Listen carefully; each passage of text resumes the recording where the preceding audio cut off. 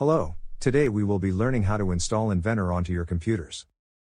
The first thing we are going to do is go to the Autodesk website, at www.autodesk.com. From there we will click on the Support drop-down menu, located at the top of the page. From here we click on the Downloads tab.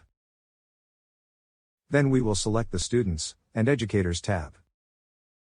You will now find yourself on the Autodesk Education page, where we will hit the Get Started button. This will take us to a page that asks for your educational role. Select the drop-down menu, then select Student. If you do not have an account, you will be prompted to put in your information. After you have filled in your information and agreed to the terms and conditions, you will be able to create your account. Now that you are logged in, scroll down until you find Inventor Professional. Once you have found it, hit the Get Product button. Before you hit Install, make sure you have the latest version of the product.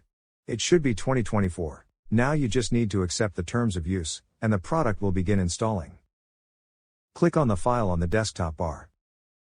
A tab will pop up, indicating that Autodesk is preparing your product for installation. Once that has completed, the installation program will launch. Now you can select which folder you would like to install the program into. After that, hit the Next button. The program will then ask you which additional components you would like to add to your download. Be sure that all of the boxes are checked before you hit Install. Note that the installation may take some time. Once done, you will need to restart your computer to complete the process. After you log back into your computer, you will find a desktop shortcut to Inventor. Here you can launch the program. That concludes our tutorial on how to install Inventor. Have a nice day.